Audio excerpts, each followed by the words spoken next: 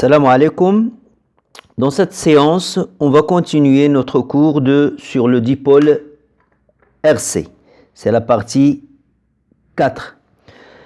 1,7 association de condensateurs. 1,7A association en parallèle. Donc on a deux condensateurs respectivement de capacité C1 et C2 associés en parallèle. Lorsqu'on applique aux bornes de cette association une tension U, la tension aux bornes du condensateur 1 c'est U, du condensateur 2 c'est U. La charge du condensateur 1 c'est Q1, la charge du condensateur 2 c'est Q2. Cette association est équivalente à un seul condensateur de bornes A et B de capacité CE. Quand on applique la même tension U aux bornes de ce condensateur, sa charge est Q. Pour qu'il soit équivalent à cette association, il faut que cette charge Q, emmagasinée par le condensateur équivalent, soit égale à la charge Q1 plus Q2 qui est emmagasinée par l'association de C1 et de C2. Donc on doit avoir Q égale à Q1 plus Q2. Or, Q, c'est CE fois U, d'après la relation du condensateur. Q1, c'est C1 fois U. Q2, c'est C2 fois U. On simplifie U et on a CE égale à C1 plus C2. La capacité du condensateur équivalent à l'association est égale à la somme des deux capacités. 1,7,2 association en série. Là, on a deux condensateurs associés en série. Soit U, la tension aux bornes de l'association.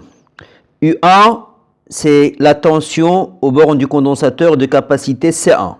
U2, c'est la tension aux bornes du condensateur de capacité C2. Lorsqu'on applique la tension U aux bornes de l'association, la charge de cette armature est Q.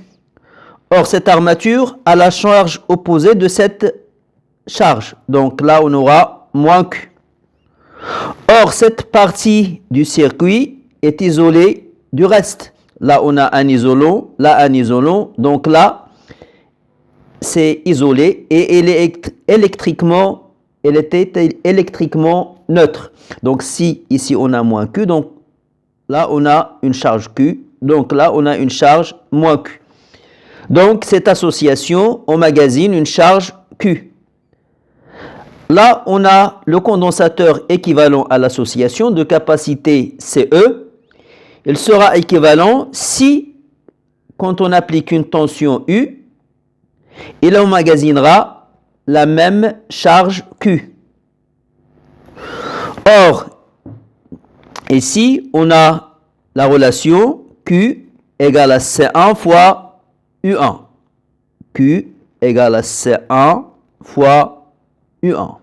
D'où U1 égale à Q sur C1. De même, pour le deuxième condensateur, Q c'est C2 fois U2. Donc, U2 c'est Q sur C2.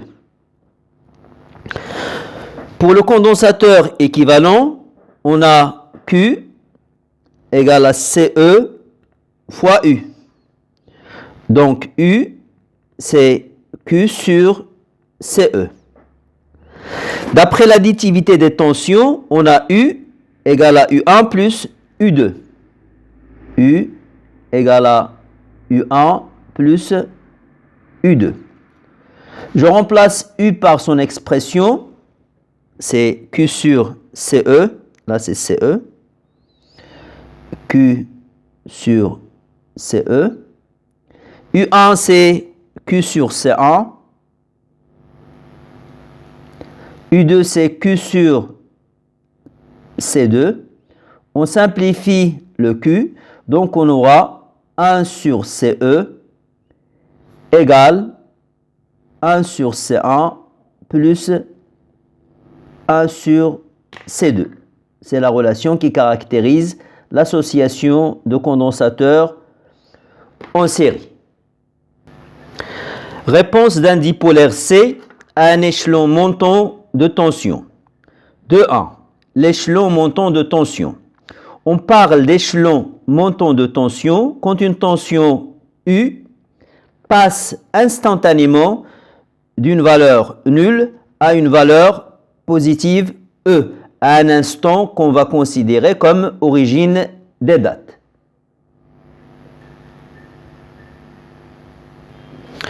De 2, équation différentielle.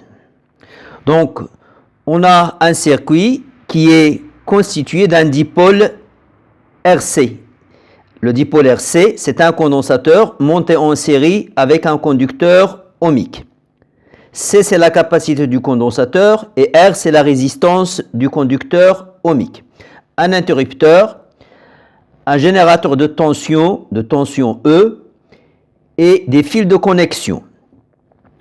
On choisit un sens positif, soit Q, la charge de l'armature vers laquelle est orienté le sens positif. UC, c'est la tension aux bornes du condensateur dans la convention récepteur, c'est-à-dire la flèche est opposée au sens choisi de I. UR, c'est la tension aux bornes du conducteur ohmique. À un instant T égale à 0, on ferme le circuit. La tension aux bornes du dipôle RC passe alors de la valeur 0 à la valeur E. C'est ce qu'on appelle échelon montant de tension. En appliquant l'additivité des tensions, on a UC plus UR, UC plus UR égale E. Donc UC plus UR, d'après la loi d'Ohm, c'est RI égale à E. Or, I, c'est dQ sur dt. Donc, UC plus R dQ sur dt égale E. Donc, ça va donner UC plus R et Q, c'est C fois UC. Donc, la dérivée de C, UC par rapport au temps égale à E. C, c'est une constante, donc on peut la faire sortir de la dérivée. On sait que quand on a A constante F', c'est A F'. Donc je peux faire sortir C à l'extérieur. Donc UC plus RC DUC sur DT égale à E. Donc, on aura UC, la tension, est égale à RC fois la variation fois la dérivée de la tension par rapport au temps égale à E. Cette équation relie la tension UC à sa dérivée par rapport au temps. Ce genre d'équation est appelée équation différentielle. C'est l'équation différentielle du dipôle RC.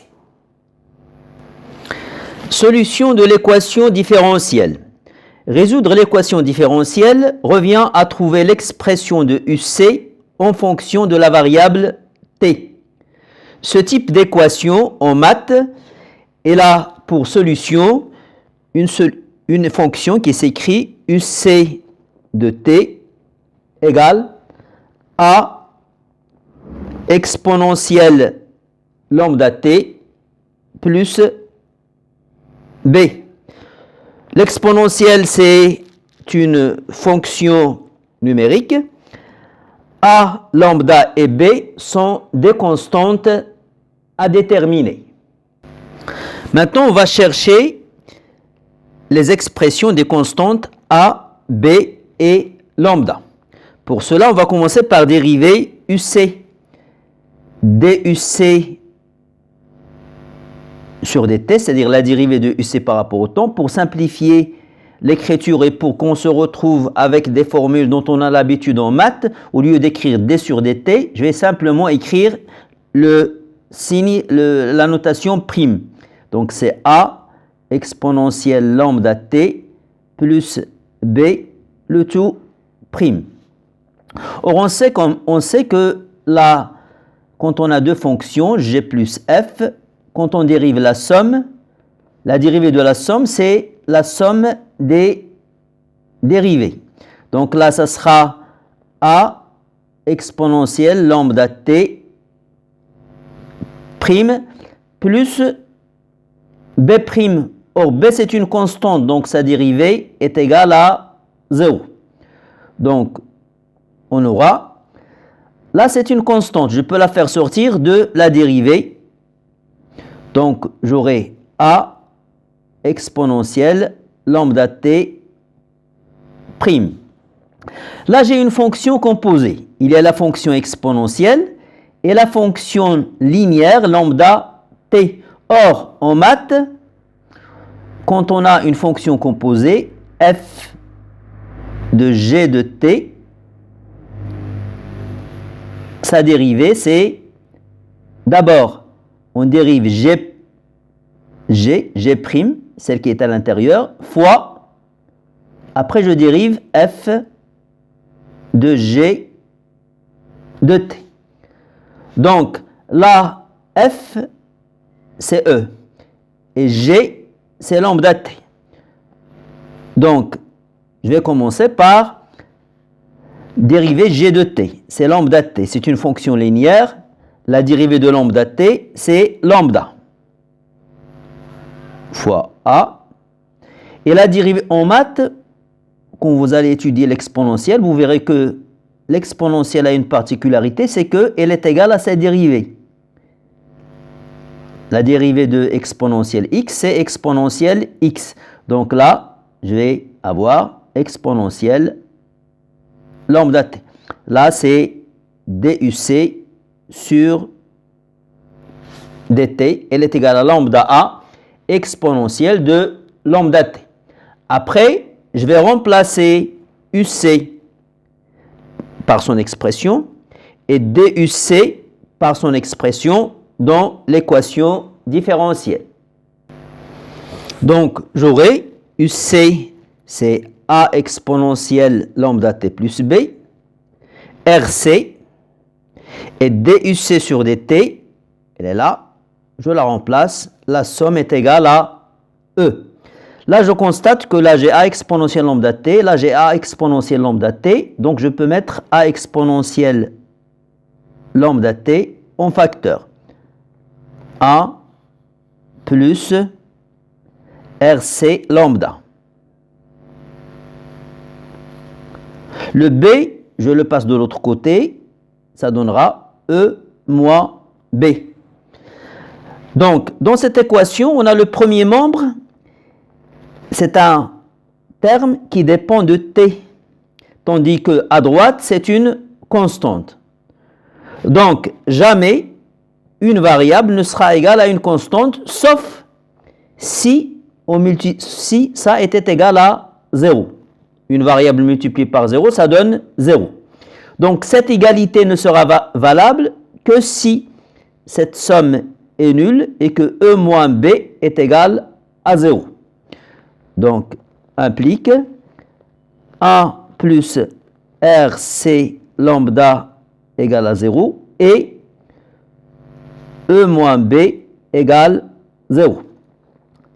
Donc, implique RC lambda égale à moins 1 et B égale à E.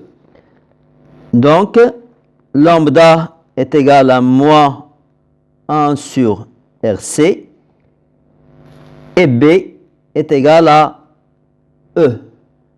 Et on a les expressions de lambda et de B. Reste A. Pour déterminer A, on va utiliser les conditions initiales. À l'instant où j'ai fermé l'interrupteur, la tension au bord du condensateur était nulle. Donc, à T égale à 0, on a UC égale à 0. Donc, UC, je vais la remplacer par son expression. Donc, j'aurai A exponentielle lambda fois 0 plus B égale 0. Or, exponentielle de 0, c'est A.